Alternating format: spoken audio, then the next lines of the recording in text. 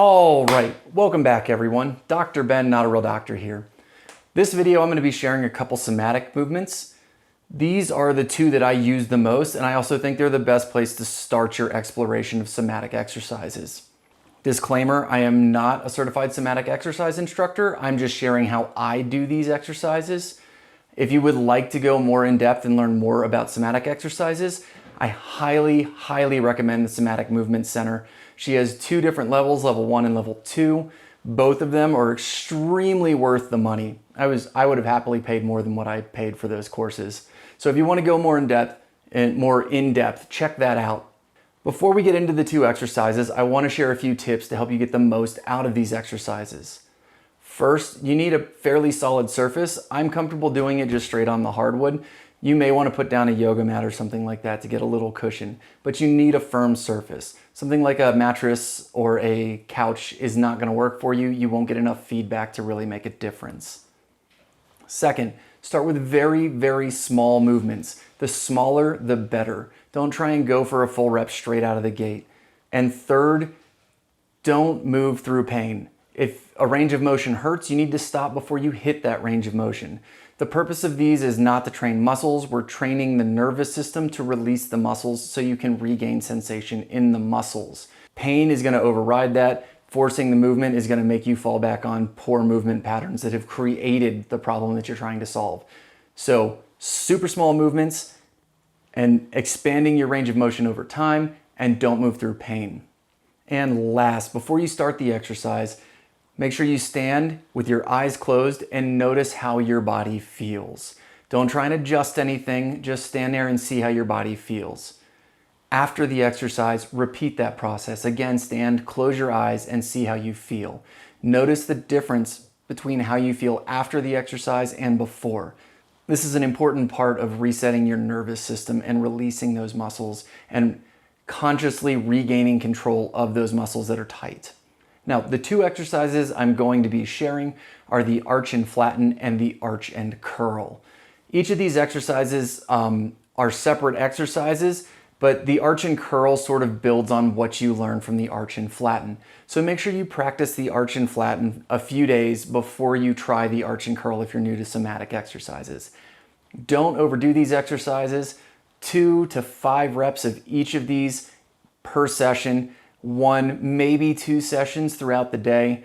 Your nervous system needs time to process the changes. If you do this too much, you can kind of overload your nervous system and you won't really get any benefit, and you may actually set yourself back a little bit. Anyway, that's all. Let's dive into the exercises. Start by laying on your back and bring your feet up so your knees are pointing up towards the ceiling. We're going to use our back extensor muscles to push our sacrum down into the ground. So start by contracting the muscles in your back and pushing your sacrum into the ground. Now, focus on rotating, maintaining the pressure, but rotating that pressure towards your tailbone. You'll feel your lower back arch as you do this, and your extensors contract more. Once you've reached the end of a comfortable motion, you're going to relax the muscles in your back and allow your lower back to slowly, very slowly, drop back down towards the floor.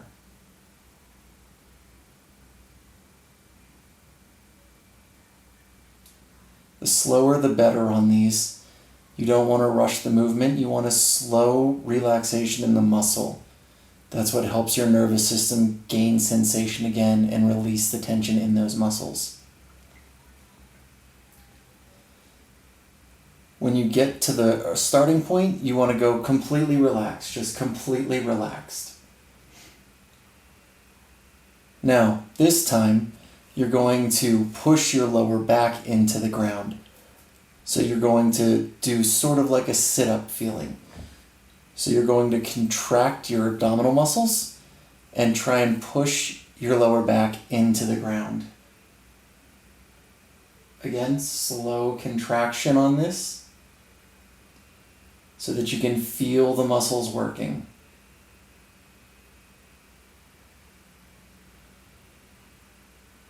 Once you reach the end of your range of motion, you're going to slowly release the contraction and return to the start position.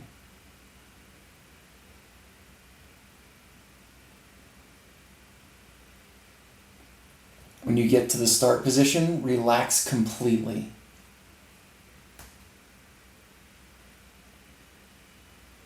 All right, we're going to go through that again. I'm not going to talk you through it as much, and we're just going to roll through the exercise. Okay, start by pushing your lower back or your sacrum into the ground. Roll the pressure towards your tailbone. Feel the muscles in your back contract and breathe in.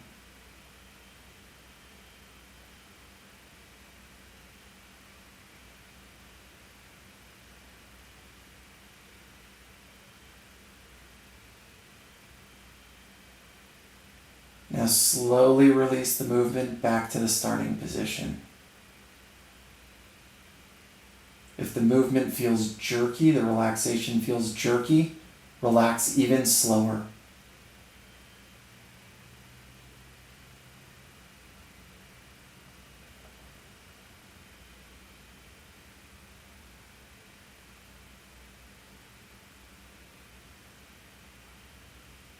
When you get to the start position, relax completely.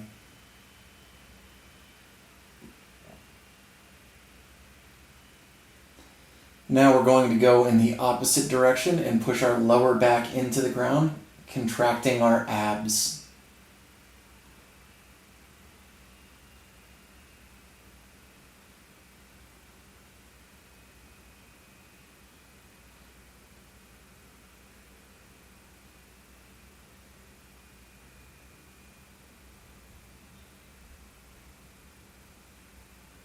Good.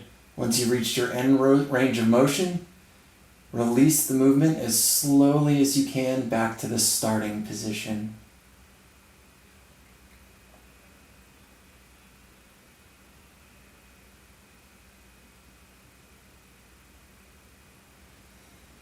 And when you get back to the starting position, relax completely. Now let's cover the arch and curl.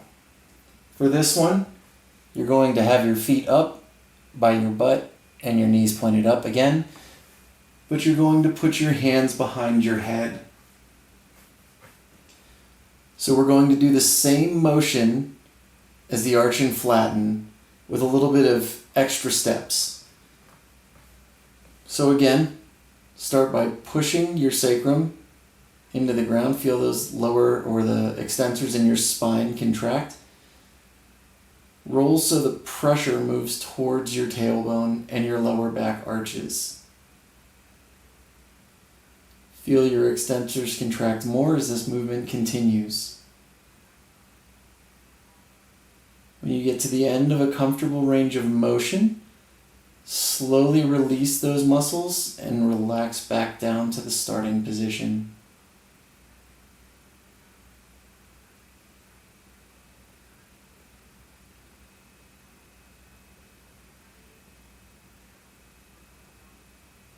When you get back to the starting position, relax completely.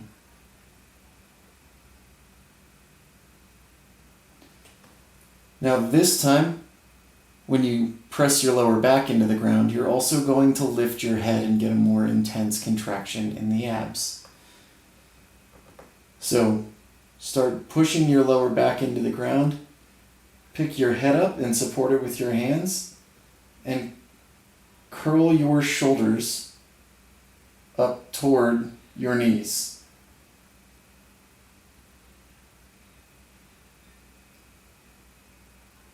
When you get to the end of a comfortable range of motion, relax back down towards the ground.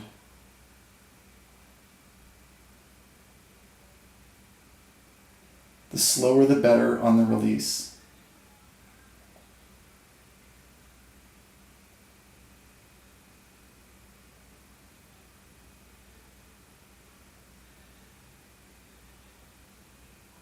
When you get to the bottom, you're going to bring your elbows together and push your elbows up towards the ceiling. and squeeze your elbows together. Now slowly release your elbows back down to the floor.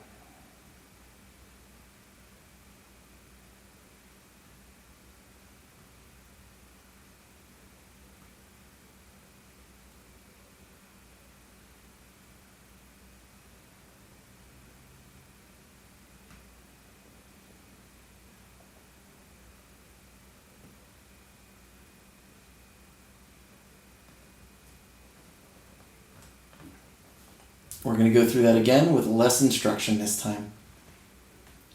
Push your sacrum into the ground, breathe in, and roll your pressure down towards your tailbone.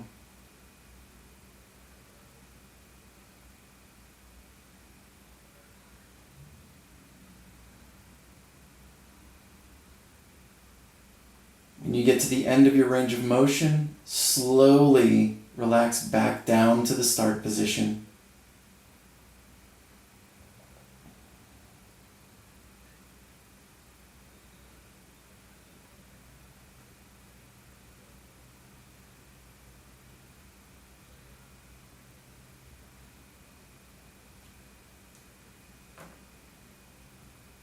When you get to the bottom, relax completely.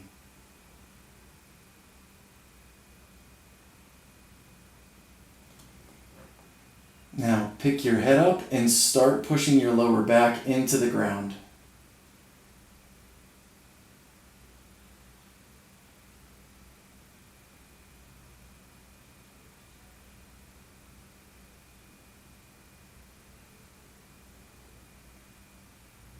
When you get to the end of your range of motion, slowly relax back down to the ground as slowly as you can.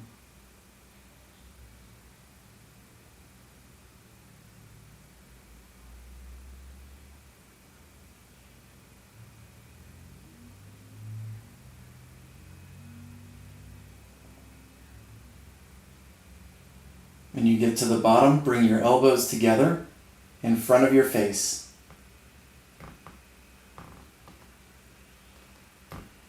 Squeeze your elbows together and push them up towards the ceiling.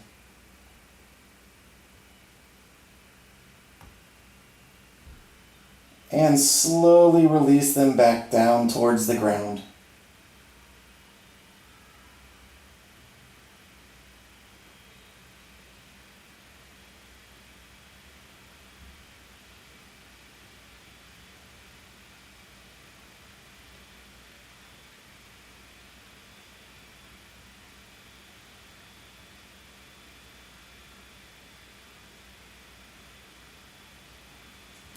And relax completely.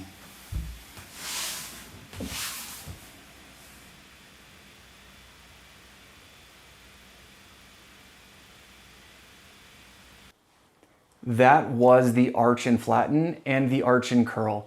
I use both of those exercises almost every single day. Every single somatic exercise session I personally do starts with those two exercises because it's really good at releasing tension in the hips and in the midsection. It's just kind of the standard stuff that we build up with modern life.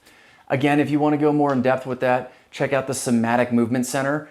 Again, cannot recommend her courses enough.